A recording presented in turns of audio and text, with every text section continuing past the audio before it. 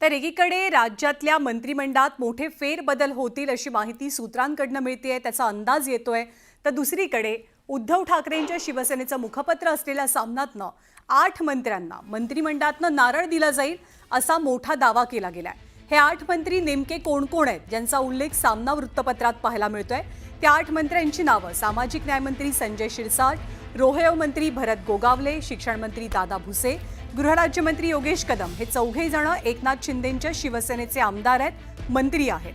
त्यापाठोपाठ कुणाची नावं? त्यापाठोपाठ नाव आहे कृषी मंत्री माणिकराव कोकाटेंचं, अन्न आणि औषध प्रशासन मंत्री नरहरी झिरवळ यांचं, भाजपचे नेते आणि मंत्री नितेश राणेंचं, तर ग्रामविकास मंत्री जयकुमार गोरे यांचं।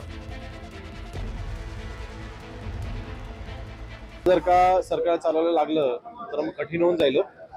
मी ह्याही अगोदर सांगितलं आहे की महाराष्ट्रातील शिवसैनिकांनी सर्वसामान्य नागरिकांनी सामना वाचायचा कधी सोडून दिलेला आहे। फक्त टोमणे वाचण्याकरता कोणाला इंटरेस्ट नाही। आपण बातम्या वाचतो ज्ञानाकरिता, माहितीकरिता, परंतु फक्त स्वतःचा राजकीय अजेंडा चालवण्याकरता असलं वृत्तपत्र मला वाटतं देशामध्ये पहिले वृत्तपत्र असं असेल। म्हणून मला वाटतं अशा बातम्यांना आम्ही काही जास्त महत्त्व देत नाही। एवढे वाईट दिवस आले आमच्या पत्रकार बंधूंचे की सामनातून बातम्या तयार करायला लागतायत। एवढे वाईट दिवस आलेत। अहो, ज्यांना संजय राजाराम राऊत गेल्या कित्येक वर्षापासून बोलतायत की पहिलं आमचं शिंदे साहेबांचं सरकारच्या किती तारखा आल्या, कुठलंही खरं ठरलं नाही।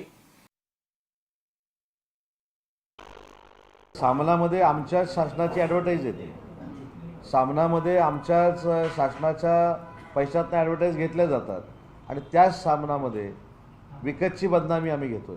ते ठीक आहे, शेवटी वर्तमानपत्र आहे म्हणून आम्ही ती ॲडव्हर्टाईज देतोय। पण संभ्रम माझ्यामध्ये काय आहे की पेपर चालवायला शासनाकडनं पैसे घ्यायचे, पेपर चालवायला नितेश राणेंचा फोटो असलेली ॲड घ्यायची आणि त्याच नितेश राणेंवर सामनांमधनं टीका करायची। हा नक्की कुठचा लोकशाहीतला पत्रकारितेचा प्रकार आहे हे माझ्या अजून लक्षात आलेलं नाही। पण सामनामधल्या बातम्यांची दखल माझी आपल्याला विनंती आहे की तुम्ही पण ज्या स्तरावर घेता ती घेऊ नये, त्याच्यातनं काहीही निष्पन्न होणार नाही।